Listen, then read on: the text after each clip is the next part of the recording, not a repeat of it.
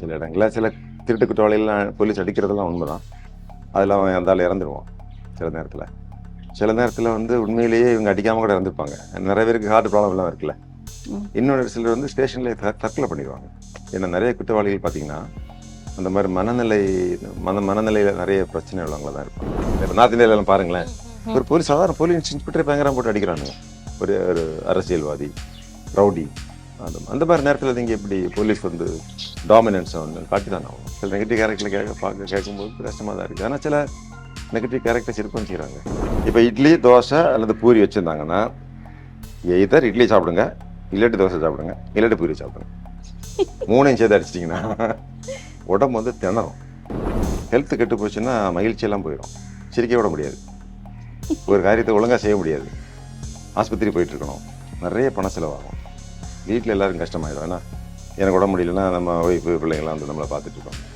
So ஒவ்வொரு மனிதனுடைய உடல் நலத்தை காப்பாற்றுறது அவங்களுடைய அடிப்படை ஒரு கடமை என்னே சொல்லுவாங்க. மனித ஆயுள் வந்து சுதந்திரம் வாங்கும்போதே 32 வயசு தான். இப்போ நம்ம 67, 68 வயசு வரைக்கும் வாழ்கிறோம். ஸோ இது ஒரு மெடிக்கல் மிராக்கிள் தான். இது எல்லாமே இந்த MBBS படித்த டாக்டர்ஸ் தான் நமக்கு உடல் நலத்தை தந்திருக்காங்க. பெரிய ஆராய்ச்சியாளனே மாறிட்டேன். ஏதாவது ஆடு கோழியாக இருக்கும்போது அதுக்குள்ள எங்கெல்லாம் லெங்ஸ் இருக்குது, எங்கே இதெல்லாம் தெரியும், அதெல்லாம் நானே கோழியாக எடுத்து பார்ப்பேன்.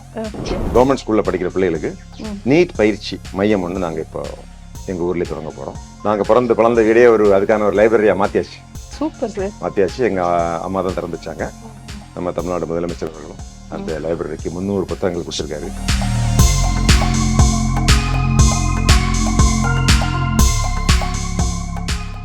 ராணி நேயர்களுக்கு அன்பான வணக்கம். இன்றைக்கு நம்ம நிகழ்ச்சியில தமிழக முன்னாள் DGP முனைவர் சைலேந்திர பாபு அவர்கள் இணைஞ்சிருக்காங்க. Hello sir. Hello, good evening. எப்படி சார் இருக்கு ரிட்டையர்மெண்ட் லைஃப்? நல்லா இருக்குது. நியர்லி 8 months கம்ப்ளீட்டட்ங்க சார். இப்பயா ஃப்ரீயா இருக்கீங்களா? முதல்ல வேலை. ஸோ ரிட்டையர்மெண்ட் அப்படிங்கிறது ஒரு பெரிய சேஞ்சுன்னு சொல்லலாங்க. அதுக்கு பேர் ஆங்கிலத்தில் வேணால் டிரான்சிஷன் சொல்லலாம். டிரான்சிஷன்னா அந்த வார்த்தைக்கு ஒரு ஸ்பெஷல் மீனிங் இருக்குது. அதுவும் இந்த மாதிரி பிஸியாக இருக்கக்கூடிய தமிழ்நாடு போலீஸ் டிபார்ட்மெண்ட் அதனுடைய ஹெட்டு அந்த ரெஸ்பான்சிபிலிட்டியை 2 வருஷம் பார்த்துட்டு திடீர்னு ஒரு நாள் வந்து உங்களுக்கு வேலையே இல்லை. அதாவது காலையில் பரபரப்பாக சட்டம் ஒழுங்கு, பெரிய பெரிய குற்ற நிகழ்வுகள், விபத்துக்கள், முக்கியமான விஐபிஸ் அவங்களுடைய நிகழ்வுகள், பழைய வழக்குகள், நீதிமன்ற கண்டனங்கள், இப்படி ஒவ்வொரு நாளும் வந்து ரொம்ப நிகழ்வுகள் நிறைஞ்சதாக, சில நேரத்தில் கொஞ்சம் சவால்களாகவும் சில நேரத்தில் ஆபத்துகளாகவும் இருக்கக்கூடிய நாட்கள்லாம் தாண்டி ஒன்றுமே இல்லை அப்படிங்கிற ஒரு சூழ்நிலை என்பது ஒரு கடினமான ஒரு காலகட்டம் தான். அதுதான் டிரான்சிஷன் அப்படிங்கிறாங்க. இது ஒரு அதுக்கு உங்களை நீங்களே தயார்படுத்திக்கிட்டீங்களா? கிட்ட வர நான் இந்த ரிட்டையர் ஆகிற வரைக்கும் தயார்படுத்திக்கல. ஓகே, எனக்கு இது ஒரு பெரிய திடீர் மாற்றம் தான். அதை டிரான்சிஷன் ட்ராமான்னு சொல்கிறாங்க. அதாவது இந்த மாற்றம் அது பெரிய உளைச்சல் ஏற்படுத்தக்கூடிய, நம்ம இந்த ஆஸ்பத்திரியில் ட்ராமா வார்டுன்னு சொல்கிறாங்கல்ல, அது என்ன சொல்கிறது, மன அதிர்ச்சியா, சம்திங் லைக் தட். ட்ராமாங்கிறது ஒரு பெரிய விபத்து பகுதி, அதிர்ச்சி. ஓகே, அந்த மாற்றம் ஏற்படும் போது வரக்கூடிய அதிர்ச்சி. அது என்ன சொல்லுவாங்கன்னா, ஒரு ஆங்கிலத்தில் சொல்கிறேன், பிறகு தமிழில் பேசலாம். அதாவது ஃபோர்ஸ் ஐடில்னஸ்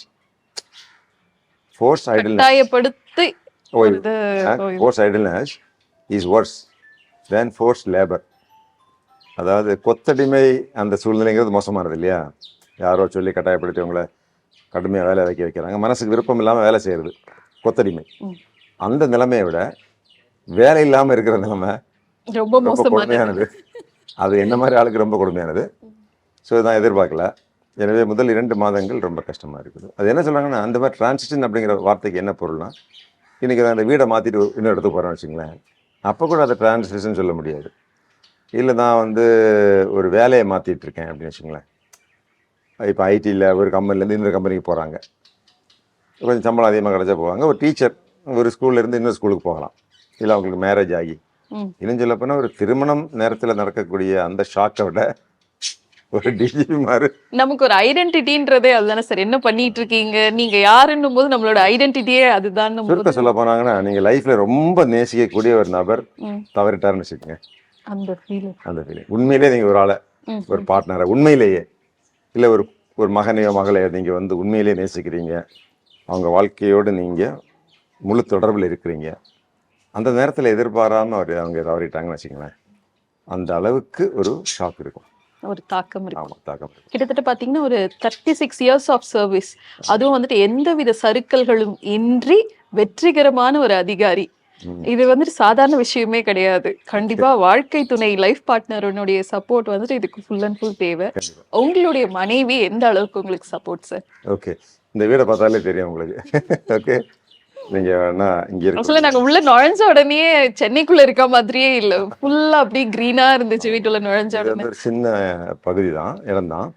இதுல ஆரஞ்சு இருக்கும், இதுல ஸ்டார் ஃப்ரூட் இருக்கும், இதுல மேங்கோ இருக்கும், கோவா இருக்கும், வெஜிடபிள்ஸு, ஒரு 2000க்கும் மேற்பட்ட செடிகள் பார்த்துருப்பீங்க.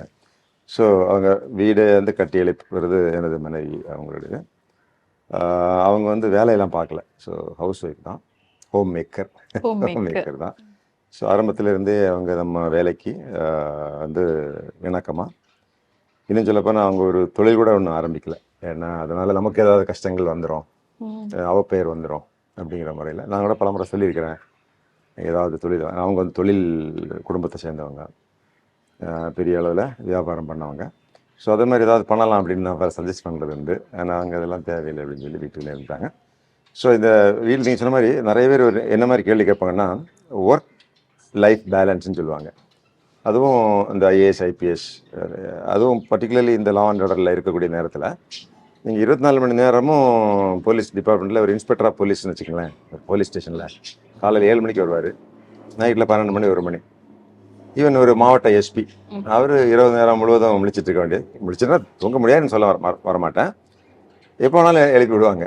ஸோ அவர் வந்து he should be available for the police department. அப்போதெல்லாம் கேள்வி கேட்பாங்க, ஒர்க் லைஃப் பேலன்ஸ் எப்படி பண்ணுறீங்க, உங்கள் வீட்டையும் கவனிக்கணும், அதே வேளையில் வேலையும் கவனிக்கணும், எப்படி ரெண்டுக்கும் நேரம் கிடைக்குதுன்னு சொல்கிறாங்க இல்லைங்களா. அப்போ வந்து வீட்டை கவனிக்கக்கூடிய ஒரு மனைவி இருக்கும்போது நமக்கு பெரும்பாலும் நம்ம அலுவலகத்தில் இருந்துடலாம், அந்த வேலையை பார்த்துட்டு இருக்கலாம், வேற பற்றி கவலைப்பட வேண்டியதில்லை. முழுமையா அவங்க டேக் கேர் பண்ணிடுவாங்க வீட்டில். இது வந்துட்டு நீங்க திருமணத்துக்கே 2 நாள் தான் விடுமுறை எடுத்தீங்கன்றது கேள்விப்பட்டிருக்கோம். என்னைக்காவது ஒய்ஃப் சொல்லியிருக்காங்களா வேலை வேலைன்னு இருக்கீங்க, எங்கேயுமே கூட்டு போறது கிடையாது அப்படின்னு வருத்தப்பட்டு அது மாதிரி கம்ப்ளைண்ட்ஸ் வச்சிருக்காங்களா? எப்படி சமாளிச்சிருக்கீங்க அந்த மாதிரி சூழ்நிலை? ஒரு நிறைய நேரம் கணவன் வீட்டில் இருக்கணும்னு எதிர்பார்த்துட்டாங்கன்னா அவங்களுக்கு சங்கடம் தான். ஸோ எங்கள் ஒய்ஃபினுடைய தாத்தாவுமே அந்த காலத்தில் டிஎஸ்பி. அந்த ஒர்க்கோட இது தெரிஞ்சிருக்கோம் உங்களுக்கு ஆசையான்னு சொல்லிங்க, பெரிய ஃபேமஸ். ஸோ போலீஸ் டிபார்ட்மெண்ட் இப்படி தான் இருப்பாங்க, அவங்களை தொந்தரவு பண்ணக்கூடாது அப்படிங்கிற மைண்ட் செட் இருக்கிறதுனால அது நமக்கு ஈஸியாக போச்சுது. மற்றபடி நமக்கு ஃபேமிலியில் பெரிய இஷ்யூஸ் ஒன்றும் கிடையாதுங்க. அந்த சென்ஸ் நமக்கு பெரிய பொறுப்புகளோ ஃபேமிலியில் உள்ள பல ரெஸ்பான்சிபிலிட்டிஸ் அந்த மாதிரி பெருசாக ஒன்றும் இல்லை. அதனால வீட்டை பற்றிய கவலை வந்து நமக்கு பெரும்பாலும் இல்லை அப்படின்னு தான் அவங்களை வெளியே கூட்டு போறதுலாம் சார் கஷ்டம் தாங்க. சில வெளியே, ஏன்னா எங்கள் ஒய்ஃப் சினிமா பார்க்கறது இல்லை, அதனால நமக்கு கவலை இல்லை. நான் தான் கட்டாயப்படுத்தி ஏதாவது போலீஸ் சினிமா வருது, காக்க படம் வந்திருக்கு பார்க்க போவோம், இல்லாட்டி சாமி படம் வந்திருக்கு, இல்லாட்டி ஏதாவது இந்த மாதிரி ஜெயிலர் அப்படிலாம் வருதுன்னு சொல்லி நம்ம டிபார்ட்மெண்ட் சம்மந்தப்பட்டது நான் தான் கட்டாயப்படுத்தி. அதான் கொஸ்டினா வச்சிருந்தேன் நான். நீங்க வந்துட்டு இதுக்கு முன்னாடி ஒரு இன்டர்வியூல சொல்லியிருந்தீங்க சார், எனக்கு வந்து டைம் ரொம்ப முக்கியம், நான் கால்குலேட்டிவா இருப்பேன் டைமை பொறுத்த வரைக்கும், வருஷத்துக்கே 2-3 படம் தான் மேக்ஸிமம் பார்ப்போம், அதுவும் செலக்டிவா போலீஸ் மூவி அப்படின்னு சொன்னீங்க. இப்பவும் அதே தான் ஃபாலோ பண்றீங்களா? ஒய்ஃப் கூப்பிட்டு சினிமா இப்பயாவது போறீங்களா? ஏதோ ஒரு சினிமா பார்க்க போனோம் எல்லாம் சேர்ந்து, ஜெயிலர் தான் நினைக்கிறேன். ஸோ நாங்கள் என்ன பண்ணுவோம்னாங்க, எனக்கு போலீஸ் வேலை நமக்கு தெரியும், நேரம் இருக்காது, ஃபேமிலி, தேவையில்லாத விஷயத்துக்கெல்லாம் நேரத்தை செலவு பண்ண மாட்டாங்க. எடுத்துக்காட்டால் ஒரு சினிமா வழக்கமாக சினிமா பார்க்கணுங்கிறதுக்காக ஒன்றும் பார்க்க போகிறதில்ல. எல்லா மக்களும் தமிழ்நாடு முழுவதும் இந்த சினிமா நல்லா இருக்குது அப்படின்னா பார்க்க போவேன். இன்னொன்று நமக்கு மோட்டிவேஷன் வர்ற மாதிரி மூவின்னு வச்சுக்கோங்களேன், இந்த காவல்துறை பெருமையை தூக்கி பிடிக்கக்கூடிய சினிமா, இந்த சாமி அல்லது காக்க இது போன்ற, ஈவன் கமலஹாசன் கூட ஒரு சினிமா நடிச்சிருந்தாரு, வேட்டையாடு விளையாடு, இது போன்ற மூவி வரும்போது யாராக இருந்தாலும் சரி அந்த மூவின்னா கண்டிப்பாக பார்க்க போவேன். ஏன்னா நம்ம துறை அந்த மாதிரி ஒரு துறைங்க. அதாவது நிறைய நேரத்தில் பாராட்டுறாங்க, சில நேரத்தில் பாராட்டுறதில்ல. இந்த துறைக்கு வந்து ஒர்க் பண்ணுறதுக்கு தொடர்ந்து உற்சாகம் தேவைப்படும். விமர்சனங்கள் நிறைய வரும், அதில் வந்து மனசு ஒடிஞ்சிருவாங்க போலீஸ் அதிகாரிகள். செய்யாத தவறுகள்லாம் அவங்க மேலே பழிய போடுறது, ரொம்ப அவங்களை காவல்துறையினர் ரொம்ப அதாவது ஒரு விகடன மாதிரி காட்டுறது, எவ்வளவு செஞ்சாலும் கடைசியில ஒரு விமர்சனம் இருக்கும். துறையில் வந்து தவறுகள் நடக்கவே இல்லைன்னு நம்ம சொல்ல முடியாது. தவறுகள் நடக்குது, சில தவறுகள் நடக்குது. ஸோ ஆனால் ஒட்டுமொத்தமாகவே காவல்துறையை வந்து அப்படி விமர்சிக்கிற நேரத்தில் இது போன்ற சினிமாக்கள், காவல்துறையை வந்து பெருமைப்படுத்தக்கூடிய சினிமாக்கள் வந்து நமக்கு பார்க்கும்போது உற்சாகம் பிறக்கும். எந்த மூவி சார் உங்களுக்கு ரொம்ப பிடிச்சது? அதாவது போலீஸ் மூவி தான் பார்ப்பேன்னு சொல்றீங்க. முக்காவாசி முடிஞ்சா போலீஸ் மூவி. அந்த மூவிலயே உங்களுக்கு ரொம்ப பிடிச்சது, அப்படியே அந்த கேரக்டரையும் அந்த படத்தையும் பார்க்கும்போது அந்த போலீஸ்டா அப்படின்ற ஒரு கெத்து உள்ள வந்து நரம்பெல்லாம் புடைக்கிற மாதிரி ஒரு மூவினா எந்த மூவி? அந்த காலத்தில் தங்கப்பதக்கம் ஓகே இல்லைங்களா? அப்புறம் சத்யராஜ் சாருடைய கடமை கண்ணியம் கட்டுப்பாடு, ஓகே. அது நல்லா இருக்கும். அதுக்கு பிறகு சாமிங்கிற படம் வந்தது. அப்புறம் காக்க காக்க. அப்போது கூட ஒரு அந்த மூவி கதை எழுதும்போது என்ன கன்சல்ட் பண்ணாங்க. நிறைய என்ன மூவி சார்? காக்க காக்க காக்க. காக்க. ஓகே. அப்போ சூர்யாவில் பார்த்துருக்குறேன்.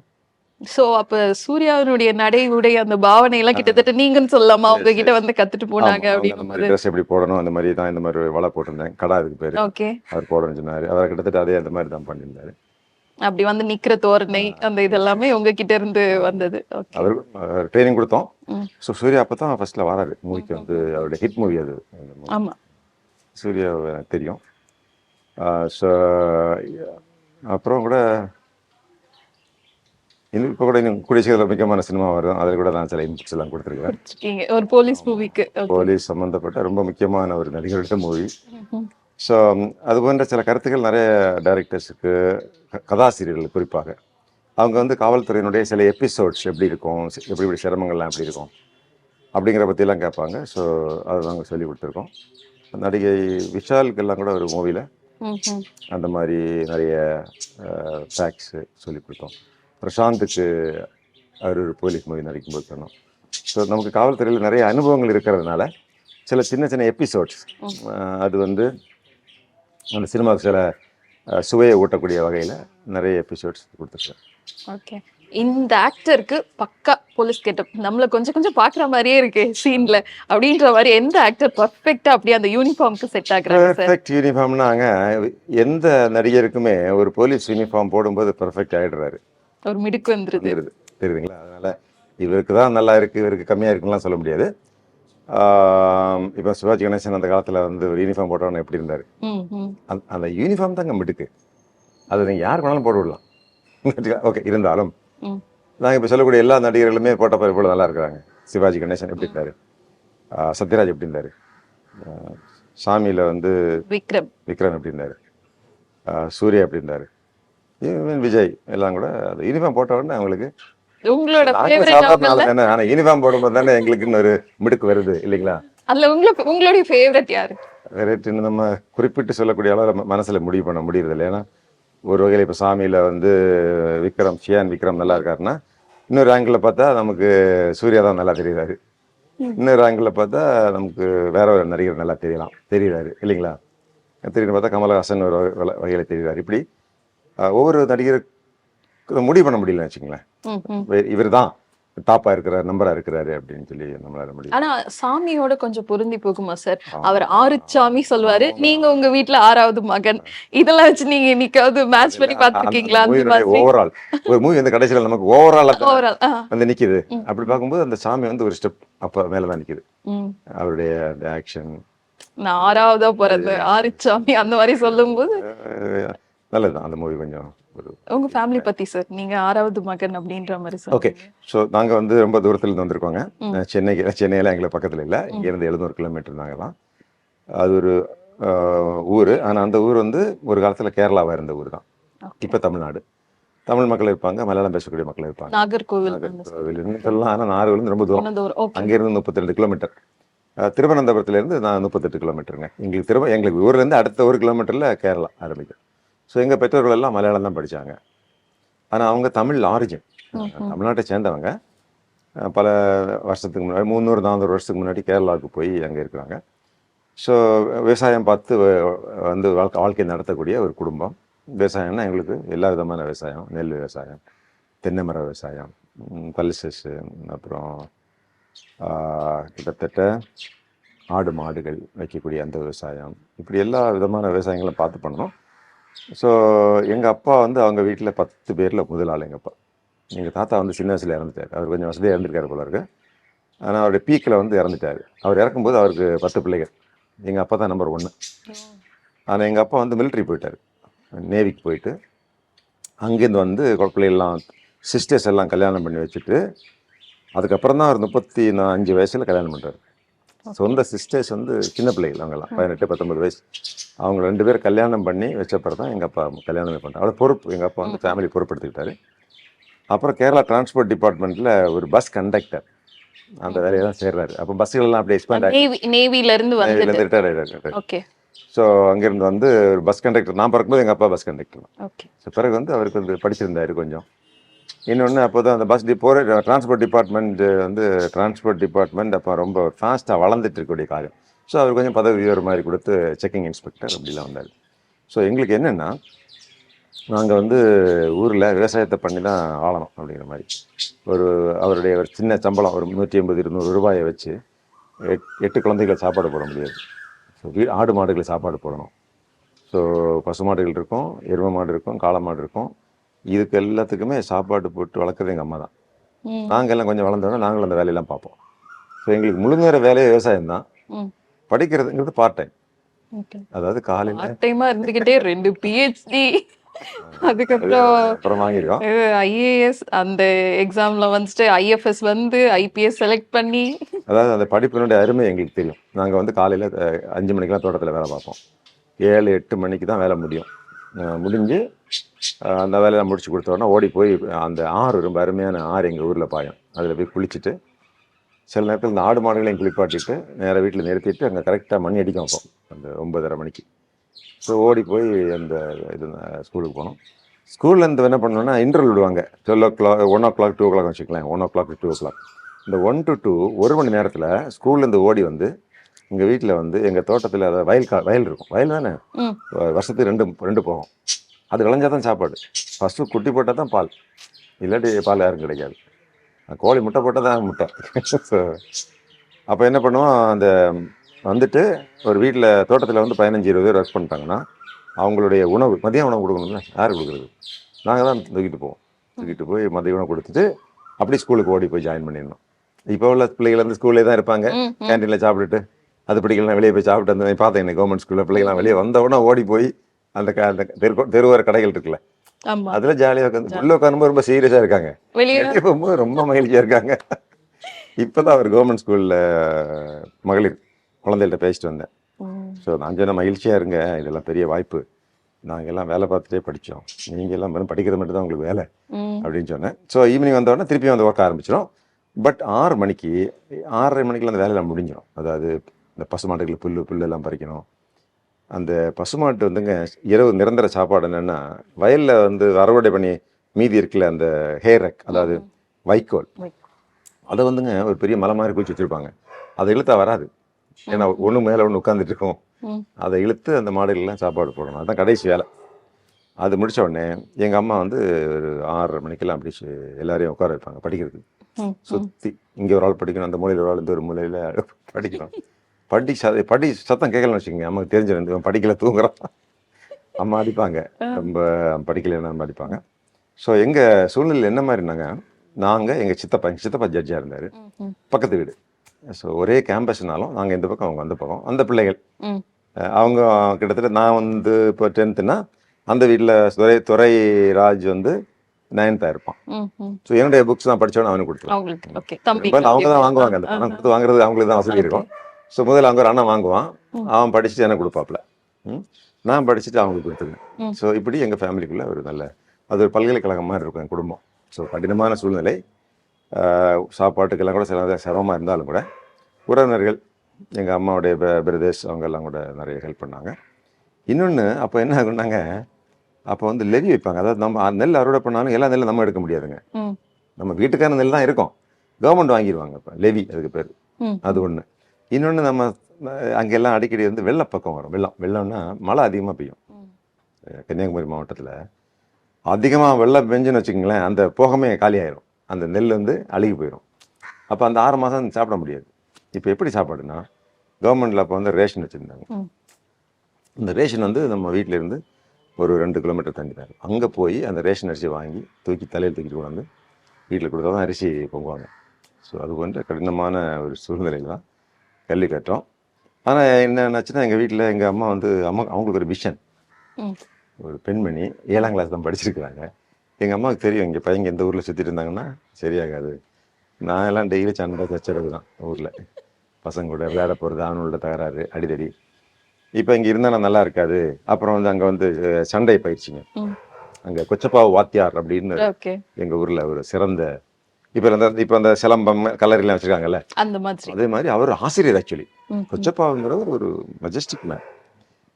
அவர் வந்து உண்மையிலாவே ஸ்கூல் டீச்சர். டீச்சர். ஆனால் அப்போயே அவருக்கு ஒரு 75 வயசு இருக்குங்க. அவர் வந்து எங்களுக்கு வந்து சண்டை பயிற்சி, நாங்கள் வந்து அடிமுறைன்னு சொல்லுவோம், களரி பயிற்று. அவருக்கு பையன் ஆனந்தலால் ராஜு, அவர் நல்லா ஸ்ட்ராங் மேன். நானும் அவர் தான் சண்டை போடுவோம். அவர் இப்போ கராத்தே மாஸ்டர் இருக்கார். ஆனந்தலால் ராஜு ஆள் ரொம்ப handsome man, strong fellow. So நானும் அவர் சண்டை மோதுவோம். சாந்தகுமார்னு சொல்லி ஒரு பையன் நல்ல ஸ்போர்ட்ஸ் மேன், அவனு நான் அதெல்லாம் மோதுவோம். எங்கள் கூட மோதிட்டு இருந்த இன்னொரு பையன் வந்து அவர் வந்து போலீஸ் கான்ஸ்டபிளாக போனார் பிற்பாடு. மரியராஜ்னு சொல்லி ஒரு சிறந்த கமாண்டோ, போலீஸ் கமாண்டோ. ஸோ இப்படி அந்த சூழ்நிலையிலங்க எங்கள் அம்மா வந்து இருந்தாங்கன்னா பையங்க நல்லா இருக்க மாட்டாங்க, ஏதாவது அவங்க லைஃப் வந்து கஷ்டப்பட்டுருவாங்கன்னு சொல்லி இவங்களுக்கு படிப்பு தான் இவங்களுக்கு சரியான வழி, கல்வி அப்படின்னு சொல்லி எங்கள் கல்விக்காக தான் எங்கள் அம்மா வந்து முழுமையாக ஈடுபட்டாங்க. அதனால எங்கள் சிஸ்டரையும் படிக்க வச்சு கூடவே படிப்பாங்க, எங்கள் அம்மா கூடவே படிப்பாங்க. எங்கள் மூத்த சிஸ்டர் பிஏ எக்கனாமிக்ஸ், எங்கள் அம்மா 7ஆம் கிளாஸ். ஆனால் அந்த டைமில் அந்த எக்கனாமிக்ஸ் பேப்பர் வந்து எங்கள் அம்மா கூட தவிர எழுதியிருப்பாங்க. அதனால கூடவே அம்மாவும் கூடவே படிச்சு இங்கிலீஷ் தமிழ், இங்கிலீஷ் பேப்பரே சரளமாக படிப்பாங்க. எங்கள் அம்மா இங்கிலீஷ் படிப்பாங்க, தமிழ் நல்லா எங்கள் அப்பா இங்கிலீஷ் நல்லா வரும். ஏன் வரும்னா நேவியில் வந்து ஃபுல்லாக இங்கிலீஷ் தான். நேவி கேப்டன்ஸ் எல்லாம் எங்கள் அப்பா வந்து கம்யூனிகேஷனில் இருப்பார். டாடான்னு சொல்லிட்டு போகுமா அப்போல்லாம் கம்யூனிகேஷன். அப்போ வந்து அவர் அந்த காலத்தில் எஸ்எஸ்எல்சி படித்தாலே இங்கிலீஷ் நல்லா வரும். இப்போ எம்ஏ இங்கிலீஷ் லிட்ரேச்சர் படித்தா கூட அந்த அளவுக்கு வராது, எல்லாருக்கும் இல்லை, சிலருக்கு வர மாட்டேங்குது. ஸோ அந்த சுச்சுவேஷனில் எங்கள் அம்மா வந்து என்ன ஒரு பெரிய கதை என்னென்னா, ஒரு முறை நான் 10 வயசுன்னு நினைக்கிறேன், நான் 5ஆவது வகுப்பு. எங்கள் அம்மா வந்து ஆனுவல் வெக்கேஷனில் நீ ஹிந்தி படிக்க போயிருன்னு சொன்னாங்க. நான் சரி, எனக்கு வந்து எப்படியா வீட்டை வெளியே போனால் போதுமே, வேலை பார்க்கண்டாமே, சரின்னு போனேன். பார்த்தா அங்கே எல்லாம் உட்காந்துருக்கெல்லாம் பெரிய பெரிய லேடிஸு எல்லாம். அப்போ என்னென்னா, ஏன் அந்த லாஜிக் என்ன, நான் போய் ஹிந்தி படித்தேன், தக்ஷன் பாரத் ஹிந்தி பிரச்சார சபா. அதில் என்னென்னா எக் கலம் ஹே, எக் கியா ஹே, கலம் கஹா ஹே, கலம் ஹாத் மே ஹே அப்படின்னா கையில் பேனா இருக்குது, பேனா அங்கே இருக்குது, பேனா கையில் இருக்குது அப்படின்னு சொல்லி பாட்டு. ஸோ படிக்கணும் நம்ம அந்த காய்க்கங்க அந்த மாதிரி. எங்கள் ஊரில் ஹிந்தி படித்த முதல் ஆசாமி தானே தான் இருப்பேன். எங்கள் அம்மாவுக்கு என்ன ஐடியானா, ஒரு வேளை என்னுடைய அண்ணன் என்னுடைய அக்கா எல்லாம் நல்லா படிப்பாங்க. சரோஜாங்கிற அக்கா நல்லா படிப்பான், அதுதான் ஸ்கூல் ஃபஸ்ட்டு. என்னுடைய பிரதர் பிரேமகுமார் ரொம்ப நல்ல படிப்பாளி. நான் வந்து ஊர் சண்டை பிரச்சனை இது இருக்கனால எங்கள் அம்மாவுக்கு வந்து ஒரு வேளை இவனுக்கு கவர்மெண்ட் வேலை கிடைக்காம போயிடும், அதனால் இவருக்கு ஏதாவது ஒரு வேலை பார்க்கணும்னு சொல்லி யாரை சொல்லியிருக்காங்க அம்மா கிட்ட, காலப்போக்கில் ஹிந்தி படிக்கிறவங்களுக்கு ஹிந்தி டீச்சர் வேலை கிடைக்கும், ஸ்கூலில் எல்லாம் ஹிந்தி வரப்போகுது. அப்போ அந்த மேபி அந்த தமிழ் இதெல்லாம் இந்திய எதிர்ப்பு போராட்டம்லாம் முடிஞ்ச பிறகு, அப்போ அந்த காங்கிரஸ் ஆட்சியெல்லாம் வரும்போது ஹிந்தி மறுபடியும் வந்துடும் அப்படின்னு சொல்லிட்டு அவங்க நினச்சிருப்பாங்கன்னு நினைக்கிறேன். அப்படின்னு சொல்லி நான் கற்றுக்கிட்டேங்க. பிராதமிக்கு மத்தியமாக ராஷ்டிர பாஷா நான் முடியும் போது சொல்கிறாங்க, பிரவேசிக் படிச்சிங்கன்னா எம்ஏ வந்துடும். நீங்கள் வந்து இந்த எஸ்எஸ்எல்சி படிச்சுட்டு அந்த டீச்சர் வேலைக்கு போனீங்கன்னா இது வந்து ஆட்டோமேட்டிக்காக டீச்சர் கிடைக்கும் அப்படின்னு. அதை முடிச்சிட்டேன். முடிக்கும்போது நான் 10th முடிக்கும்போது நான் வந்து டீச்சருக்கு தகுதி ஆகிட்டேன். ஸோ எங்கள் அம்மா ரொம்ப சந்தோஷம், இவன் வந்து கெட்டு போயிட மாட்டான், இவனுக்கு ஏதாவது வேலை இந்தி ஆசிரியராவது போயிடுவாங்க, குழச்சிக்கோ. ஸோ அப்படிலாம் எங்கள் அம்மா வச்சுருந்தாங்க. இப்படி எனக்கு அந்த மாதிரி தான், அந்த மாதிரி ஒன்றும் பெரிய இன்ட்ரெஸ்ட்லாம் இல்லை. ஆனால் சில நிகழ்ச்சிகள், ஊரில் உள்ள சில சம்பவங்கள், மனமாற்றம், இந்த மாதிரி நம்ம இப்படி இருந்தால் சரியாகாது, எங்கள் அம்மா கூட ஒரு நாளைக்கு கூப்பிட்டு இந்த மாதிரி நம்ம குடும்பத்தை நீ தாண்டா காப்பாற்றணும், அதனால தான் முடியும் அப்படின்னு சொன்னாங்க. அது வந்து ஒரு முக்கியமான தருணம். நான் எத்தனை தூங்கிட்டு இருந்தேன், திடீர்னு அம்மா வந்துட்டாங்க, இந்த மாதிரி இருக்கு, வீடு கஷ்டமாக இருக்குது, நீ தான். அவங்க ஏதோ நம்ம மேலே அந்த அளவுக்கு மரியாதை வச்சுருக்காங்க போல இருக்கு. அதுக்கு ஒரு முக்கியமான காரணம், நான் ஊரில் எல்லாம் கூட கொஞ்சம் மோசமான ரவுடிஸ்ட் எல்லாம் கூட மோதுவேன். ஆமாம், எங்கள் தோட்டத்தில் ஒரு பையன் திருடினான். அவன் வந்து திருடவனை அப்படி தான் பிடிச்சி அவனோட சண்டை போட்டு அதை வாங்கிட்டு அப்பவே. ஆமாம், அது பாக்கு மரம் இருக்குல்ல, பாக்கு மரம், அது மேலே ஏறதே ஒரு உயிரை பணம் வச்சு தான் ஏறும். அதை ஏறி இது எங்கள் ஊரில் ரவுடி பையன் அவன் போய் படிச்சிட்டான். அவன் அப்படின்னு சொல்ல மாட்டேன், எல்லாம் கொஞ்சம் ஆக்டிவாக கொஞ்சம் டாமினன்ட் கேரக்டர்ஸ் வச்சுங்களேன். டாமினண்ட்டாக இருக்கக்கூடிய யங்ஸ்டர்ஸ் அவங்கெல்லாம் நல்ல, அவங்க பிரதர்ஸ் எல்லாம் ரொம்ப ஸ்ட்ராங் பீப்புள், அவங்கள்ட்ட யாரும் மோத மாட்டாங்க. ஸோ நான் அந்த பையன்ட்ட மோதி அவன்கிட்ட வாங்கிட்டேன்.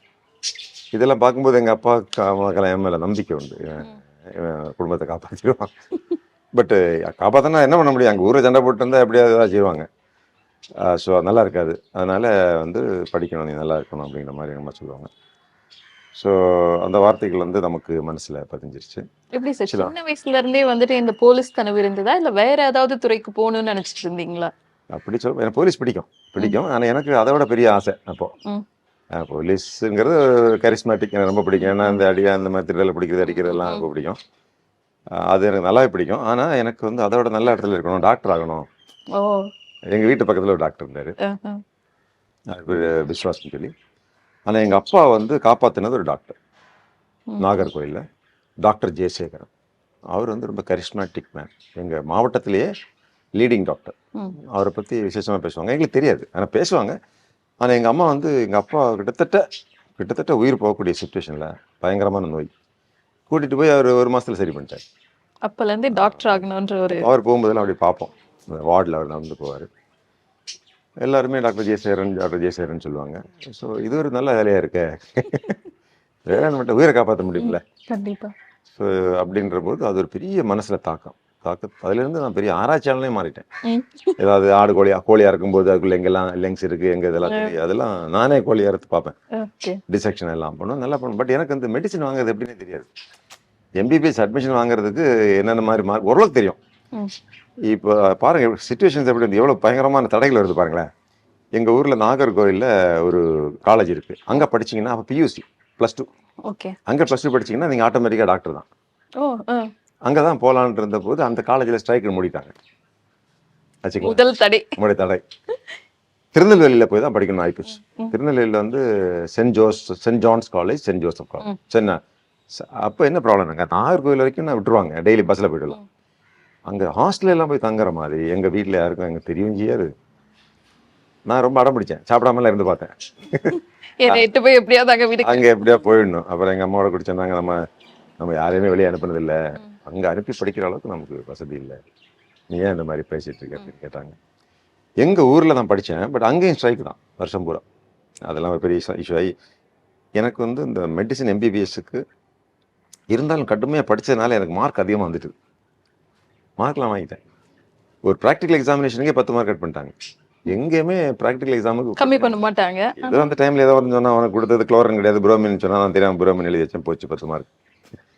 அப்படியுமே எனக்கு மார்க் அதிகங்க. பிறகு என்ன பண்ணிட்டாங்க, அந்த வருஷம் எம்பிபிஎஸ் அட்மிஷன் வந்து 50 மார்க் இன்டர்வியூன்ட்டாங்க. எம்பிபிஎஸ் அட்மிஷனுக்கு இப்போ நீட் எக்ஸாம் வச்சிருக்காங்க, எங்கேயாவது ஒரு இன்டர்வியூ வைப்பாங்களா? அப்போ வந்துட்டு அனௌன்ஸ் பண்ணிட்டாங்க. அப்போ அந்த டைமில் அப்போ என்ன சொல்கிறாங்க, அந்த இன்டர்வியூ அதில் யாருக்கு மார்க் போடுவாங்கன்னா சிபாரிசு உள்ளவங்க தான் போடுவாங்க. நமக்கு அங்கே ஊரில் என்ன சிபாரிசு இருக்கு, அப்படி கிடைக்காம போச்சு. திருப்பி முயற்சி பண்ணேன், அந்த எக்ஸாம் திருப்பி எழுதினேன், எவ்வளோ ட்ரை பண்ணேன். அப்புறம் அக்ரி காலேஜிலேருந்து மெடிக்கல் காலேஜ் போகக்கூடாதுன்ட்டாங்க. அக்ரி காலேஜில் போன பிறகு இம்ப்ரூவ்மெண்ட் எழுதி மார்க்கையும் அதிகப்படுத்தி மெடிசனுக்கு ஹைலி குவாலிஃபைட் ஆகிட்டேன். அவன் இன்டர்வியூ வச்சாலும் வைக்காம இருந்தாலும் எனக்கு கிடைக்குங்கிற மாதிரி ஆயிடுச்சு. அப்போ என்ன சொல்லிட்டாங்கன்னா, ஒரு professional college agriculture 4 years completed, நீங்க ஆல்மோஸ்ட் அப்போ எம்பிபிஎஸ் அப்ளை பண்றேன். அந்த ஆசை இருக்கு, எப்படியாவது டாக்டர் ஆயிட மாட்டோமா. ஸோ அவ்வளோ ஒரு பேஷனாக இருந்தது, கிடைக்கல. அது மனசுக்கு ஒரு பெரிய கவலை.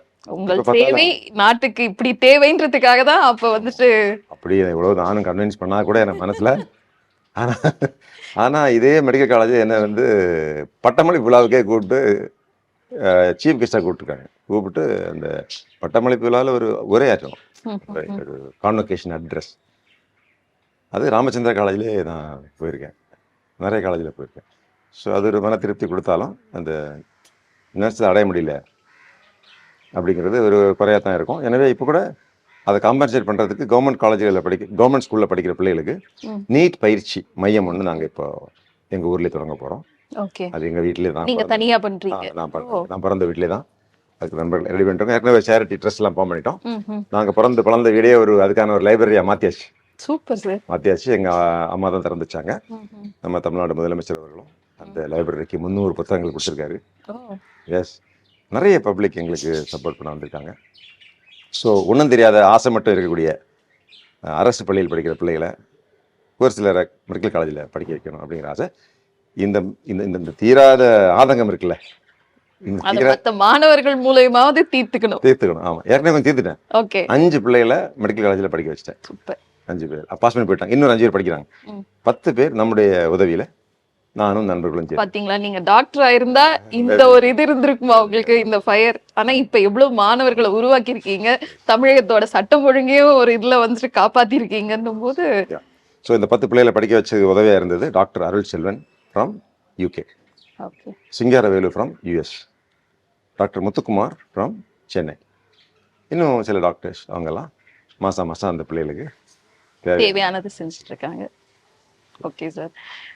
இப்போ வந்துட்டு மூவிஸ்ல நம்ம முதல்ல பேசின மாதிரி ஹீரோஸ்லாம் காமிக்கும் போது போலீஸா வரும்போது பார்க்கும்போது எல்லாருக்குமே போலீஸ்னா இப்படி இருக்கணும் அப்படின்னு சொல்லுவோம். அதே மாதிரி போலீஸ் இதுல வந்துட்டு நெகட்டிவ் இதுலயும் ஃபிலிம்ஸ் எடுக்கிறாங்க. அந்த அதிகாரம் பதவி இதெல்லாம் தவறா பயன்படுத்தி துஷ்பிரயோகம் பண்ற மாதிரி அந்த மாதிரி ஃபிலிம்ஸும் வருது. அந்த மாதிரி படங்களை பார்க்கும்போது என்ன தோணும் உங்களுக்கு? தியேட்டர்ஸ்ல அந்த மாதிரி படங்கள்லாம் பார்த்து அதை பார்க்கும்போது எப்படி ஃபீல் ஆகும்? மன வருத்தமா இருக்கும். ஏன்னா சிலதெல்லாம் இல்லாததெல்லாம் நிறைய அதிகப்படுத்தி சொல்லுவாங்க. சில இடங்களில் சில திருட்டு குற்றவாளிகள்லாம் போலீஸ் அடிக்கிறதெல்லாம் உண்மைதான். அவங்க என்னென்னா பெரிய கொலை பண்ணியிருப்பாங்க, இல்லாட்டி பயங்கரமான திருடி இருப்பாங்க, அவங்க ஃபிங்கர் பிரிண்ட் இருக்கும், கேமரா இருக்கும். ஸோ அதை பற்றி விசாரிக்கும்போது அடிப்பாங்க, அடித்து தான் விசாரிப்பாங்க. அதில் அவன் அந்த ஆள் இறந்துடுவான். சில நேரத்தில் வந்து உண்மையிலேயே இவங்க அடிக்காமல் கூட இறந்துருப்பாங்க. நிறைய பேருக்கு ஹார்ட் ப்ராப்ளம்லாம் இருக்குல்ல. இன்னொரு சிலர் வந்து ஸ்டேஷன்லேயே தற்கொலை பண்ணிடுவாங்க. ஏன்னா நிறைய குற்றவாளிகள் பார்த்தீங்கன்னா அந்த மாதிரி மனநிலையில் நிறைய பிரச்சனை உள்ளவங்கள தான் இருப்பாங்க. நீங்கள் ஜெயிலில் போய் பாருங்கள், ஜெயிலில் வரக்கூடிய நிறைய பேருக்கு வந்து மனக்குழப்பம் இருக்கும். ஏற்கனவே அவன் யாராவது கொலை பண்ணிட்டு ஏன் கொலை பண்ணிட்டாங்கன்னா மனநிலை பிரச்சனை இருக்கும், தற்கொலை மனநிலை இருக்கும். அப்படி தற்கொலை பண்ணி சாவாங்க. ஒரு சிலர் ரொம்ப ஹெல்த் வீக்காக இருக்கலாம், இறந்து போகலாம். சிலர் வந்து ஹார்ட் அட்டாக் இந்த மாதிரி இறந்து போகலாம். முன்னாள் கூட ஒரு இன்ஸ்பெக்டர் சொல்லிட்டு இருந்தார், இந்த மாதிரி மேலே ஒரு கொலை கேஸ் போட போகிறாங்க சார். அந்த நாங்கள் வந்து திருட்டு கேஸில் சம்மந்தப்பட்ட ஒரு ஆளை வந்து கொஞ்சம் அடித்து விசாரித்தோம். ஆக்சுவலாக அந்த ஆள் நாங்கள் அந்த மாதிரிலாம் அடிக்கல, சாதாரணமாக தான் அடித்தோம். சாகிறது இப்போ தான் தெரியுது அந்த ஆளுக்கு வந்து எய்ட்ஸ் இருக்குது அப்படின்னு. பிளட் டெஸ்ட்டில் தான் எனக்கு தெரிய வந்திருக்கு. நாங்கள் தெரிஞ்சால் தொட்டுக்க மாட்டோம் அப்படின்னு.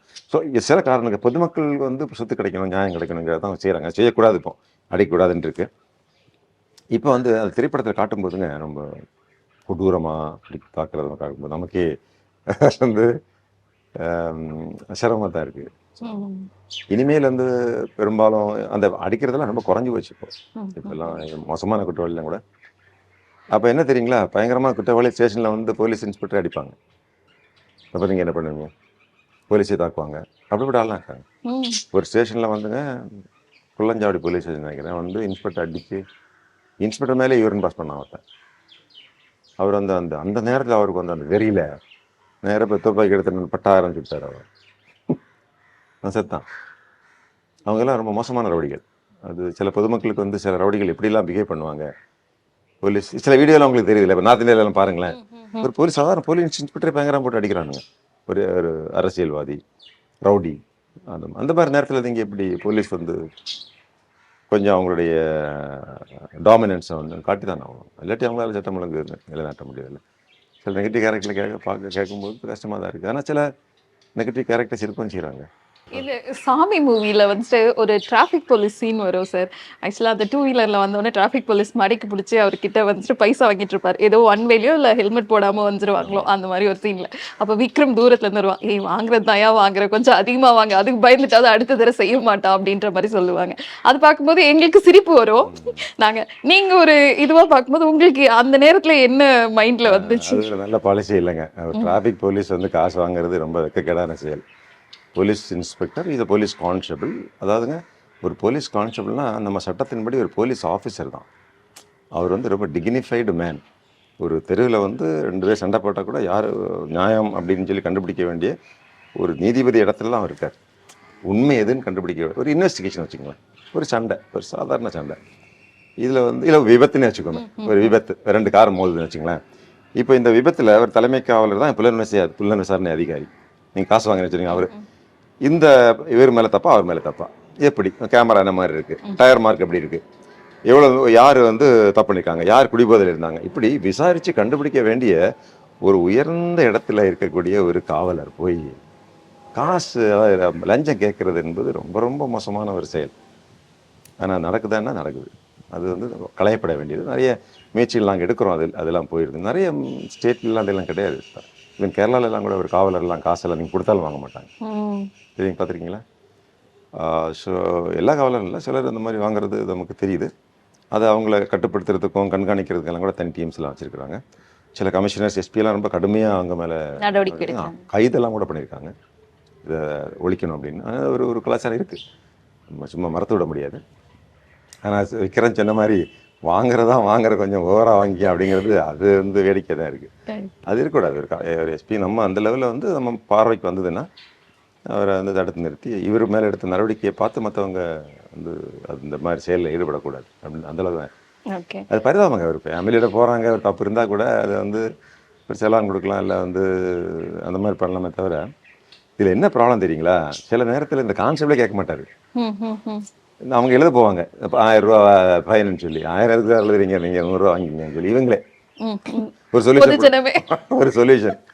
அது அவங்கள பழி சொல்லலை, அது போன்ற ஒரு நடைமுறையும் இருக்கு.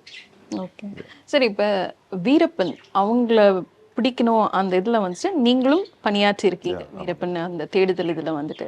அப்படி இருக்கும்போது இப்போ ரீசெண்டாக அவர் பற்றின அந்த வெப் சீரிஸ்லாம் வந்திருக்கு. அதுலலாம் வந்துட்டு அந்த தேடுதல்னப்ப பொதுமக்கள் சித்திரவதைக்குள்ளானாங்க அந்த மாதிரிலாம் வந்துட்டு அந்த வெப் சீரிஸில் காட்டுறாங்க. அங்கே மக்களே, பாதிக்கப்பட்ட மக்களே வந்துட்டு பேசுகிற மாதிரிலாம் இது பண்ணியிருக்காங்க. இதை பற்றின உங்களுடைய கருத்து என்ன சார்? ஓகே, ஸோ நான் வந்து டிபார்ட்மெண்ட்டில் சேரும்போதே வீரப்பன் வந்து சில நபர்கள், ஃபாரஸ்ட் டிபார்ட்மெண்ட், போலீஸ் டிபார்ட்மெண்ட், ஒரு சிலரை கொலை பண்ண வழக்கில் வீரப்பன் சம்மந்தப்பட்டிருந்தான். மோரோவர் நான் இருந்த கோபிச்செட்டிப்பாளையம் அந்த பகுதியில் தான் வீரப்பனுடைய ஒட்டுமொத்த செயல்பாடுகள் அப்போது. ஸோ சில ஊர்களுக்கெல்லாம் போலீஸ் வரக்கூடாது, ரெவன்யூ வரக்கூடாதுன்னு சொல்லி நான் ஜாயின் பண்ண ஒரு வாரத்துக்கு முன்னாடி அந்த ஆர்டிஓவை சுட்டு துரத்தி எல்லாம் திரும்பி வந்தாங்க. பிறகு நான் போய் ஒரு துப்பாக்கி சூடு நடத்தி 2 துப்பாக்கி சூடு, 3வது துப்பாக்கி சூடில் நிறைய சந்தனக்கட்டை எல்லாம் பிடுங்கணும். அங்கேருந்து எங்கள் ஊரில் இருந்து வீரப்பன் அங்கேருந்து கிளம்பி வெளியூருக்கு போயிட்டாப்புல. இந்த சூழ்நிலையில் வீரப்பன் வந்து அந்த பக்கம் கோபிநத்தம், அந்த செங்கப்பாடி, அந்த நெருப்பூர், எரியூர், அவர் கல்யாணம் பண்ணிட்டார். அதுக்குள்ளால கல்யாணம் பண்ணி ஒரு குழந்தையும் பிறந்த நேரத்தில் என்னையும் அந்த ஊருக்கு மாற்றிட்டாங்க, அங்கே பிடிச்சிக்கலாம் அப்படின்னு. நான் போன பிறகு ஒரு பேங்க் கொள்ளையடிச்சாப்புல. அந்த பேங்க் கொள்ளையடிக்கிறதுக்கு ஒரு நாளைக்கு முன்னாடி வரைக்கும் நான் அந்த பேங்க்கில் தான் உட்காந்துருக்கேன். வீரப்பன் வந்துடுவான், சுட்டுடலாம் அப்படின்னு. நான் ரிப்போர்ட்டர் வந்து அன்றைக்கி அட்டாக் பண்ணி 2 காவலர்களை சுட்டு கொண்டுட்டான் வீரப்பன். ஸோ ஆரம்பத்தில் வீரப்பனை பிடிக்கிறதுக்குன்னு ஒரு டீம் ஃபார்ம் பண்ணாங்க. அது யாருன்னா, தமிழ்நாட்டில் அந்த வீரப்பனுக்கு பெரிய கேஸ் எல்லாம் கிடையாது. அப்போது பெரிய கேஸில் ஒரு ஃபாரஸ்ட் கார்டை கொலை பண்ண கேஸ் ஒன்று இருந்தது பர்கூரில். அந்த பக்கம் தான் எல்லா கேஸும். அந்த பக்கம், அதாவது கர்நாடகா எஸ்பி ஹரிகிருஷ்ணா, அவர் இந்த முக்கியமான ஆள் வீரப்பனை தேடுறதுல. கர்நாடகா டிஎஃப்ஓ ஸ்ரீனிவாசன் ரொம்ப முக்கியமான ஆள், பெரிய ஹீரோ இந்த விஷயத்தில். வீரப்பன் ஊர்லேயே வீரப்பனுடைய கோபிநத்தத்திலேயே ஹீரோ வந்து அந்த டிஎஃப்ஓ தான். 3வது sub inspector Shakeel, sub inspector Dinesh, நான் சைலேந்திர பாபு. இந்த 5 பேர் தான் டீமில் இருந்தோம். இந்த 2 வருஷம் முடியும் போது நான் ஒருத்தன் தான் உயிரோடு இருந்தேன். வீரப்பன் வந்து 4 பேருமே சுட்டு கொண்டுட்டாப்புல. அதுக்கப்புறம் நான் இங்கே மாறி வந்துட்டேன். அப்புறம் வந்து இந்த ராஜகுமார் கடத்த போகுது தான் நான் போகிறேன் திருப்பியும். நான் ஒரு 6 மாதம் இருந்தேன். அப்போ 2-3 ரொம்ப க்ளோஸாக மிஸ் பண்ணிட்டேன் வீரப்பன். வீரப்பன் வந்து ஜெயந்தி மலையிலேருந்து வரானோட நானும் ஓடி போனேன். அப்படியே மலையிலேருந்து இறங்கி திரும்புகிறாங்க, நான் பார்த்துட்டேன், சுடுறதுக்குள்ளால ஓடிட்டான். பார்க்க முடியல. ஆக்சுவலாக அவ்வளோ நல்ல கண்ணன் தெரியாதுன்னு சொன்னாங்க. துரத்திட்டு போனால் பிடிச்சிக்கலாம் சார்ன்னு சொன்னாங்க. பட் கொஞ்சம் வெயிட் பண்ணோம். ஏன்னா ஏற்கனவே இந்த மாதிரி ஓடும்போது திருப்பி நின்று கரெக்டாக பார்த்து சுட்டு கொண்டிருக்கான் வீரப்பன். ஸோ இப்படி மிஸ் ஆச்சு. ஸோ இந்த வீரப்பன் இன்சிடெண்ட்டில் ஃபஸ்ட்டு 2 இயர்ஸ், அதாவது எஸ்டிஎஃப், அதாவதுங்க ஒரு 22 பேரை கண்ணி வெடி வச்சு கொன்னான் வீரப்பன். 22 பேர். அதில் வந்து அந்த நிகழ்ச்சி நடந்த உடனே ஒரு எஸ்டிஎஃப் ஒன்று ஃபார்ம் பண்ணுறாங்க, ஸ்பெஷல் டாஸ்க் ஃபோர்ஸ் 94 நினைக்கிறேன். ஸோ அந்த நிகழ்ச்சிக்கு முன்னாடி வீரப்பனோட நேருக்கு நேர் மோதி அந்த ஆட்களை எல்லாம் பிடிச்சி நிறைய பேரை கைது பண்ணோம். வீரப்பனோட ஓரளவுக்கு கண்ட்ரோல் பண்ண அந்த பணியில் நான் இருந்தேன்.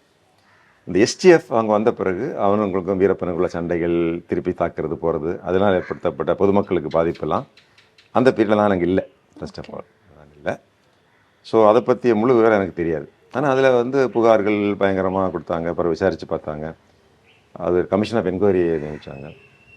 அது தனியாக போயிட்டுருக்கு. அந்த அதிகாரிகள் இந்த மாதிரி நடக்கலை அப்படின்லாம் கொடுக்குறாங்க. அது தனி டிபார்ட்மெண்ட், அது எனக்கு சம்மந்தம் இல்லை, தெரியாது. அது கோர்ட்டு நீதிமன்றத்தினுடைய பார்வையில் இருக்குது. ஸோ அது பட் கடைசியாக வீரப்பனை வந்து விஜயகுமார் அவருடைய தலைமையில் ஆப்ரேஷன் குக்கூன் அப்படிங்கிற. எனது வீரப்பன் வந்து காவல்துறைக்கே பெரிய சவால். 144 பேரை கொலை செஞ்சுருக்கிறான். சுமார் 2 கோடி, சாரி, சுமார் வந்து 2000 யானைகள், ஆண் யானைகள், சுமார் 2000 ஆண் யானைகளை சுட்டு தந்தத்தை எடுத்துகிட்டு போயிருக்கான். இதெல்லாம் வந்து குற்றங்கள் அவர் மேலே கொலை. காவல்துறை என்பது ஒரு நபரை குற்றம் செஞ்சாருன்னா குற்றவாளி தான் பார்க்கும். இப்போ படங்கள்லாம் எடுத்துக்கிட்டோம்னா சார், காக்கா காக்கா ஆகட்டும், சாமி ஆகட்டும், எண்ணெய் எறிந்தால், வேட்டையாடு விளையாடு, நம்ம எந்த போலீஸ் மூவி எடுத்துக்கிட்டாலுமே அவங்களுக்கு ஒரு அச்சுறுத்தல், அவங்க ஃபேமிலிக்கு ஒரு மிரட்டல், இதெல்லாம் இருக்கிறது காமிப்பாங்க. நீங்க பயங்கரமான ஒரு அதிரடி கேரக்டர். அப்படி இருக்கும்போது உங்களுக்கும் நிறைய மிரட்டல்கள் கண்டிப்பா வந்திருக்கும். அதுல நீங்களே உண்மையிலேயே பயப்படுற அளவுக்கு ஏதாவது மிரட்டல் வந்திருக்கா? நேரடியான பெரிய மிரட்டல்லாம் ஒன்றும் கிடையாது. பட் ஆரம்ப காலத்தில் நான் வந்து சில முக்கியமான தேடப்பட்ட குற்றவாளிகள்லாம் பிடிச்சிருக்கிறேன்.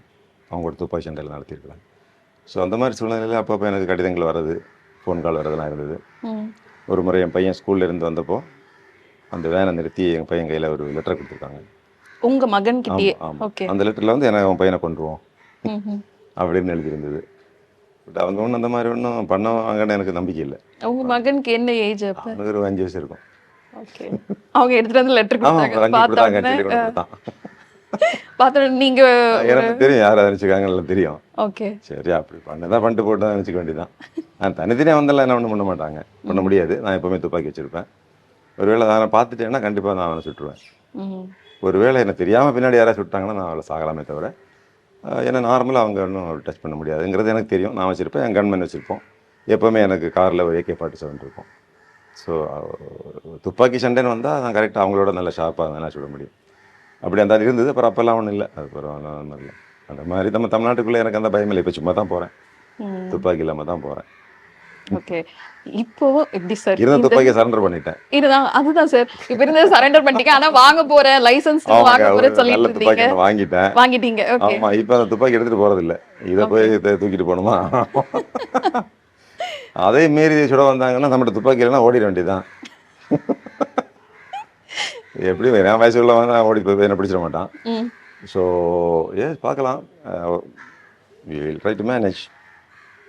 எப்படி சார் இப்போ இப்படி ஒரு ஃபிட்னஸ் சர்வீஸ்ல இருக்கும்போது அந்த ரன்னிங், ஸ்விம்மிங், ஷூட்டிங் இதெல்லாமே இருந்துச்சு. இப்போ எப்படி மெயின்டைன் பண்றீங்க? ஃபிட்னஸ் ரகசியம் என்ன? ஃபிட்னஸ் எப்படி கொஞ்சம் ஆக்டிவாக தான் இருப்பேங்க. ரன்னிங் போவேன். இப்போ இந்த சண்டே வந்து நம்ம மிப்ஸ் தாம்பரத்தில் 10 கிலோமீட்டர் ரன் பண்ணுறேன். என்னுடைய இன்ஸ்டாகிராம் பார்த்தீங்கன்னாலே தெரியும், அல்லது ஃபேஸ்புக்கில். எந்த ஊருக்கு போனாலும் அந்த ஊரில் உள்ள சைக்கிளிஸ்ட் இருப்பாங்க இல்லைங்களா? கன்னியாகுமரி போனேன். அப்போ நாகர்கோவிலில் சைக்கிள் ஓட்டக்கூடியவங்களை வர சொல்லி ஒரு 50 கிலோமீட்டர், நாகர்கோவில், கன்னியாகுமரி, நாகர்கோவில். அப்புறம் வெள்ளூர் போயிருந்தேன். வெள்ளூரில் 50 கிலோமீட்டர். அதுக்கு பிறகு மதுரை. ஆமாங்க, சைக்கிள். ஸோ நம்ம வந்து நான் இந்த டிபார்ட்மெண்ட்டில் ஒர்க் பண்ணுற வரைக்கும் சைக்கிள் தான் வாங்கியிருக்கேன். சொந்தமாக கார் வாங்கலை. இப்போ ஒரு கார், செகண்ட் ஹேண்ட் கார் வாங்கியிருக்கேன். ஓகே. ஸோ அது நமக்கு தேவையில்லை, எனக்கு சைக்கிள் தான் ரொம்ப தேவைப்படுது. ஸோ சைக்கிள் ஏன் வந்து அப்படின்னா, சும்மா தான் 50 வயசு ஆனப்பறம் தான் முதல்ல சைக்கிள் ஓட்ட ஆரம்பித்தேன். அது கொஞ்சம் இன்ட்ரெஸ்ட்டாக தெரிஞ்சது. நிறைய தூரத்துக்கு போக முடியுது. சென்னையை சுற்றி உள்ள எல்லா ஊருக்கும் எல்லா ரோடுக்கும் போயிட்டேன். அது ரொம்ப இன்ட்ரெஸ்டிங்காகவும் இருக்கும். உண்மையிலே சென்னை வந்து ஒரு டவுன், நிறைய காங்கிரீட் ஜங்கல். இங்கே மதுராந்தகம், செங்கல்பட்டு, போரூர் இந்த பக்கம் உள்ள போயிட்டீங்கன்னு வச்சுங்களேன், சத்தியவேடு, திருவள்ளூர் ரொம்ப ரொம்ப ரொம்ப அழகாக இருக்குங்க. அப்படி நெல் வயல் அப்படி பூக்கும்போது ஒரு மனம் அடிக்கும் பாருங்கள். அதெல்லாம் நீங்கள் எக்ஸ்பீரியன்ஸ் பண்ணலாம். விவசாயம் எல்லாம் ரொம்ப அழகாக இருக்கும். சென்னை அவுட்டர் வந்து இன்னும் அந்த பக்கம் போனீங்கன்னா முதலியார் குப்பங்கிறதுங்க ஒரு தீவு. ஆக்சுவலாக முதலியார் குப்பை சுற்றி பார்த்தீங்கன்னா கேரளா மாதிரி இருக்கும். கேரளா கூட இந்த அளவுக்கு அழகாக. அங்கே ஒரு பெரிய ஏரி இருக்கும், அந்த போட்டெலாம் ஓடுதில்ல, அது பெரிய ஏரிங்க. ஆக்சுவலாக பெரிய ஏரி இந்த முதலியார் குப்பம். அதே மாதிரி அங்கேருந்து நீங்கள் சூனாமேடு, செங்கல்பட்டு அல்லது திண்டிவனம் போனீங்கன்னா அவ்வளோ அழகாக இருக்கும்.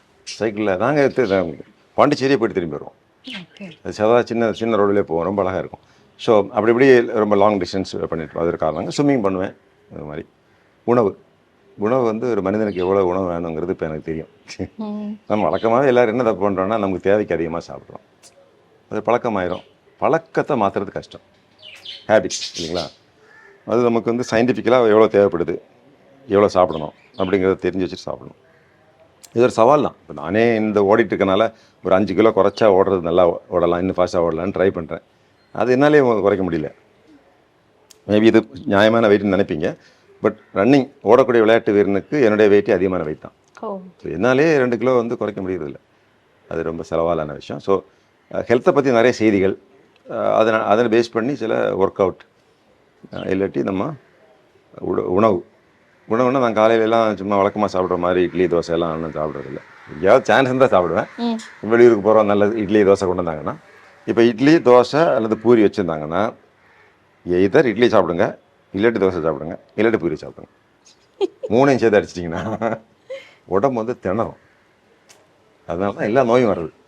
அதுக்கு டைஜஸ்ட் பண்ண வேண்டிய எல்லா ஹார்மோன்ஸும் செக்ரேட் பண்ணுறதுக்கு பாடி வந்து ரொம்ப கஷ்டப்படும். அதில் தான் இந்த டயபெட்டிஸ்ங்கிற நோய் வர்றதுக்கு காரணம். அப்படி தொடர்ந்து சாப்பிட்டிங்கன்னா உடல் எடை வேற கூடிடும். உடல் எடை கூடிச்சுன்னா நம்ம முட்டி வந்து இந்த வெயிட்டை தாங்குற அளவுக்கு முட்டி இல்லை. ஸோ அங்கே தான் அந்த பெயின் விஷயங்கள்லாம் வருது. அது தொடர்ச்சியாக ஒரு டயபெட்டிஸ் வந்துச்சுன்னா சம்மந்தப்பட்ட எல்லா நோய்களும் வந்துடும். எல்லா நோய்களும் வர ஆரம்பிச்சிடும். ஸோ நிறைய வந்துங்க தகவல்கள் நம்ம ஹெல்த்தை பற்றி தவறான தகவல் தான் நமக்கு தகவல் வந்துட்டு. உலகத்திலே சிறந்த உணவு இட்லி தோசை தான், உலகத்திலே சிறந்த உணவு இட்லி தான் அப்படின்லாம் கூட க்ளோரிஃபை பண்ணுறது. அதில் எவ்வளோ பெரிய தவறு பாருங்களேன். உலகத்தில் எத்தனையோ மக்கள் இருக்காங்க, எத்தனையோ கலாச்சாரம் இருக்குது, எத்தனையோ உணவு முறைகள் இருக்குது. அப்போ அந்த உணவு முறையெல்லாம் வந்து மோசமானதா? சில ஊரில் இப்போ நீங்கள் வந்து Scandinavian countries fish, vegetable, fruits அதுதான் அவங்களுடைய மெயின் ஸ்ட்ரீம்.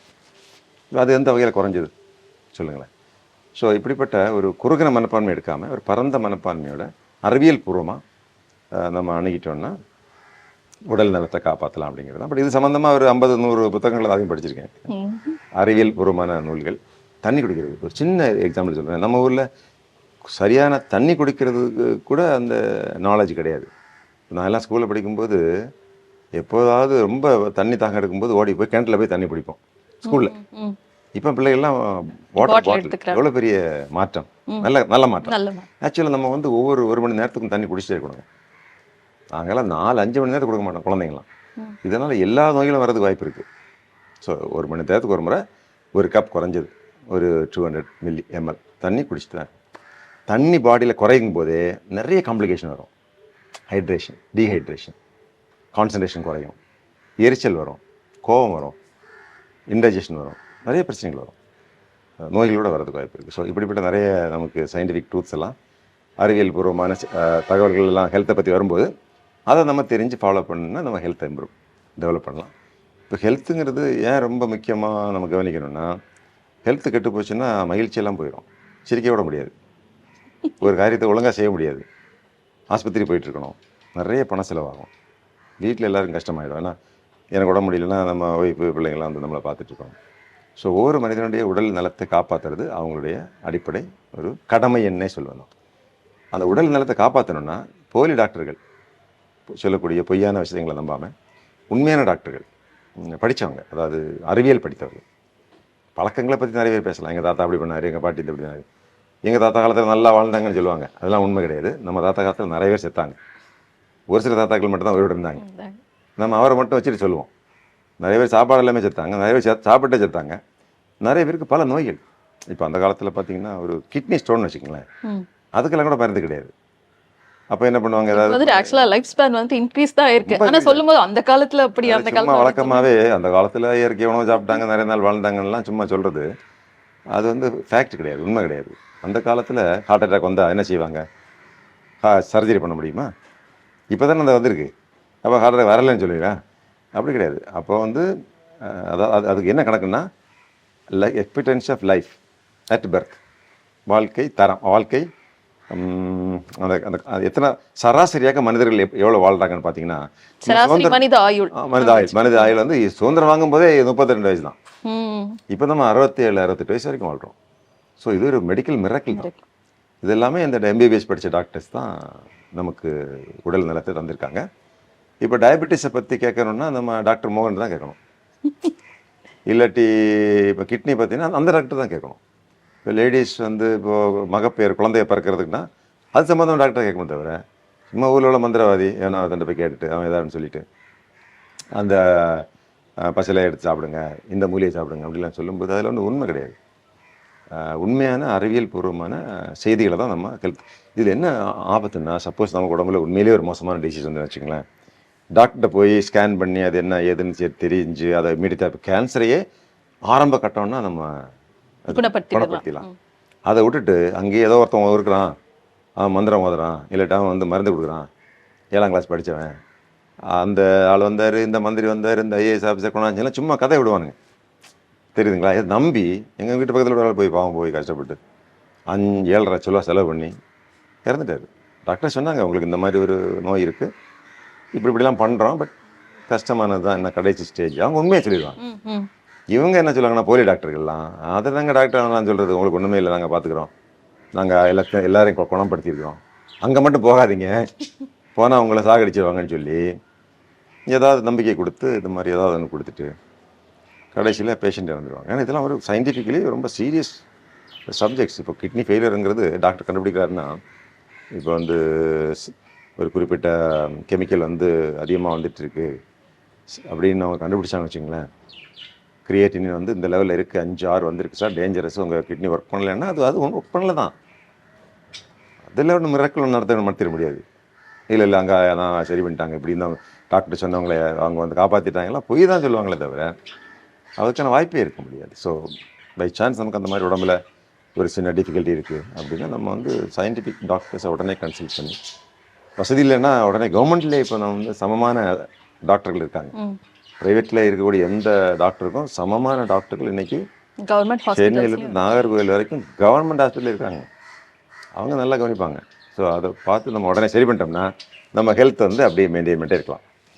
இதை விட்டுட்டு கொஞ்சம் டைம் ஆகி போச்சுன்னா, ஒரு நோயின்னு வந்து போச்சுன்னா, அது சீரியஸ் நோய் வந்து போச்சுன்னா லைஃப் ரொம்ப கஷ்டம்னா நம்மளும் கஷ்டப்படணும், நம்ம பணச்செலவு நிறைய ஆகும், ஃபேமிலிக்கும் நம்மளை மாதிரி வயசானவங்களை வச்சு காப்பாற்றுறதுக்கு அவங்களும் கஷ்டமாக இருக்கும்.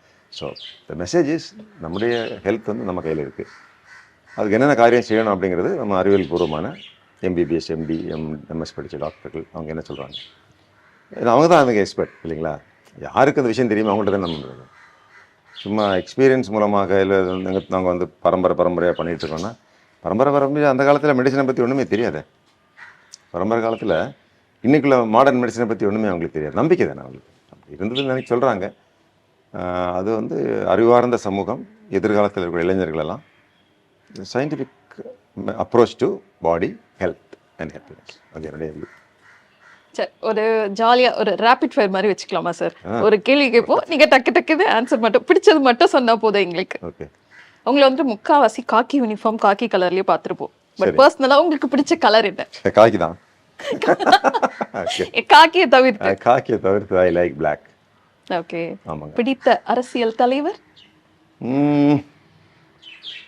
அரசியல் தலைவர் அதை பற்றி யோசிக்க முடியலையே. இந்த கேள்விக்கு நான் பதில் சொல்ல விரும்பல. ஓகே. பிடித்த போலீஸ் அதிகாரி நீங்க பார்த்து வியந்த? எனக்கு ஓகே, நான் பார்த்து வியந்த போலீஸ் அதிகாரி Walter Devaram. Yes. Any particular reason sir? அவர் வந்து ஒரு ஃபியர்லெஸ் மேன். ஓகே. பயமறியாத மனிதன், ரொம்ப அறிவில் சிறந்தவர், நிறைய நூல்களை வாசிப்பார். அவருடைய குறிப்புகள் எல்லாம் வந்து ஆங்கிலேயர்கள் தான் எழுத முடியும், அந்த மாதிரி எழுதுவார். அவருடைய ஆங்கில நேர்மையானவர், ரொம்பவும் எளிமையானவர், ஓரளவுக்கு உதவி செய்யணும் அப்படின்னு நினைக்கக்கூடியவர். அவர் நம்ம காவல்துறையில் சேரும்போதே வந்து அவருடைய பெருந்தன்மைகள் எல்லாம் வந்து எங்கூட வேலை பார்த்தவங்களே நிறைய சொல்லுவாங்க. அவர் வந்து ஏபிள் லீடர். ராபர்ட் கிளைவ் வந்து அவர் வந்து இந்தியாவே பிடிச்சி இங்கிலீஷ்காரங்களுக்கு கொடுத்தாரு, ராபர்ட் கிளைவ். அந்த கிளைவை பற்றிங்க, அவர் எப்படிப்பட்ட ஆள் அப்படிங்கிறதுக்கு அவரை பற்றி எழுதியிருக்காங்க. A man who is brilliant under the stimulus of danger, cool under crisis, foreseeing as a strategist.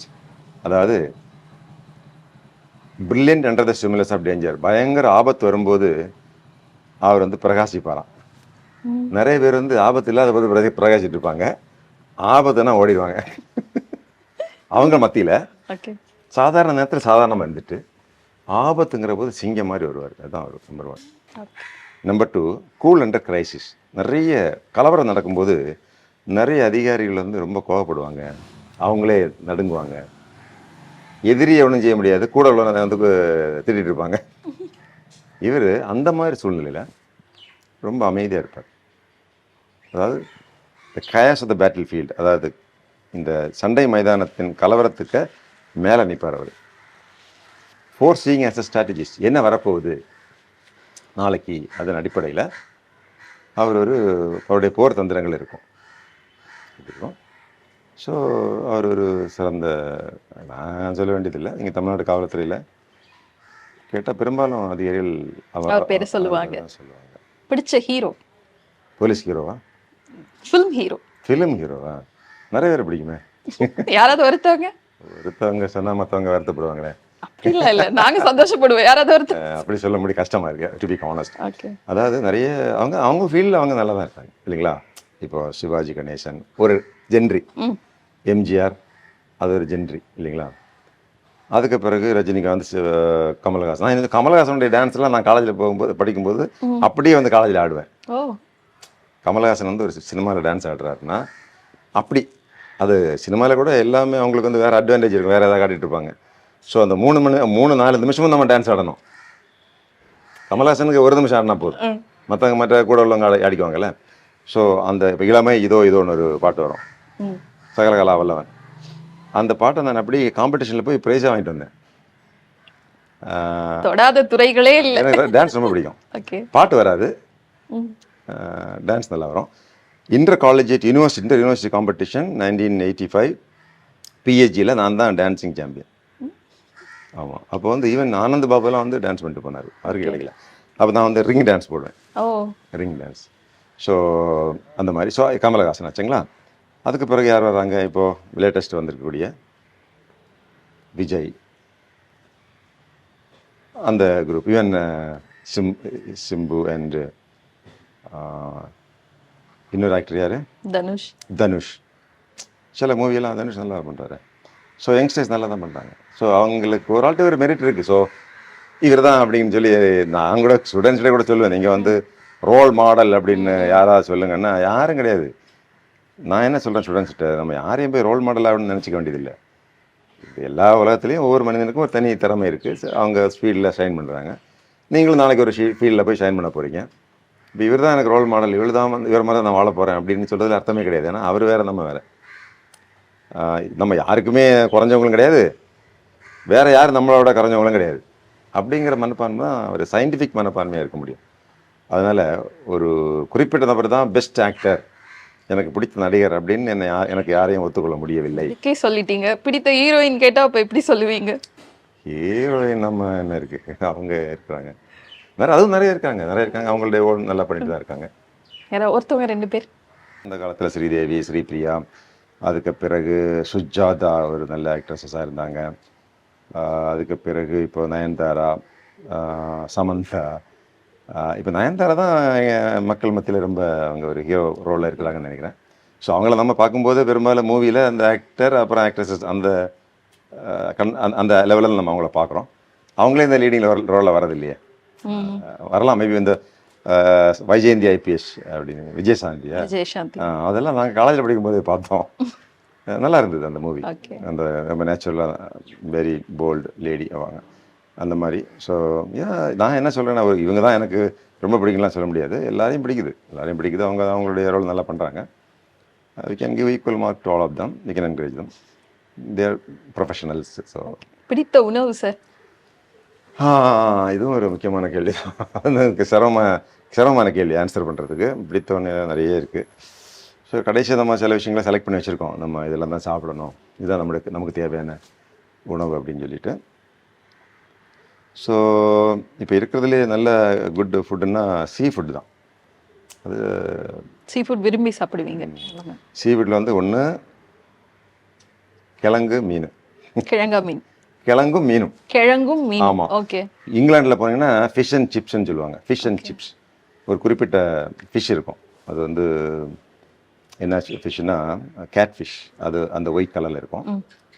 Plus நிறைய சிப்ஸ் வைப்பாங்க, பொட்டேட்டோ கொஞ்சம் வைப்பாங்க. ஓகே, ஃபிஷ் அண்ட் சிப்ஸ் அவங்களுக்கு கொஞ்சம் ஃபேமஸானது.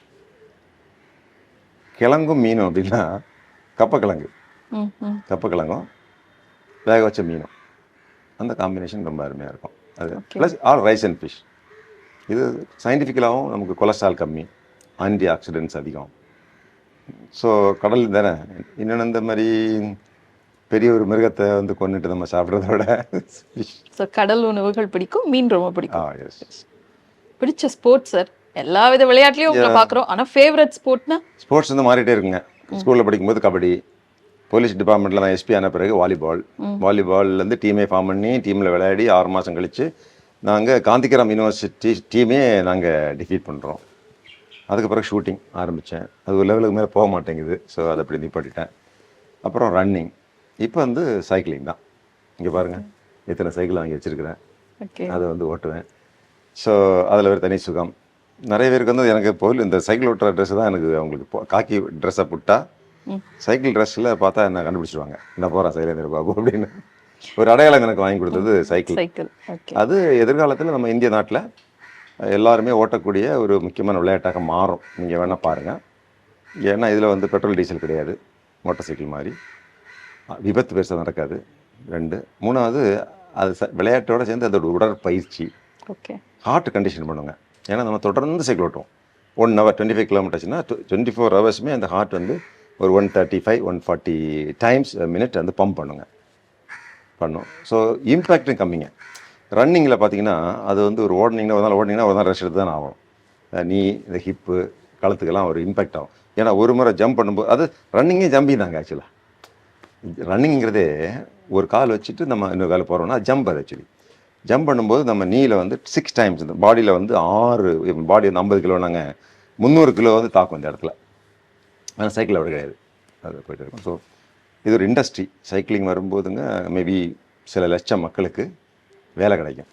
Cycle shop, cycle repair, cycle manufacturing.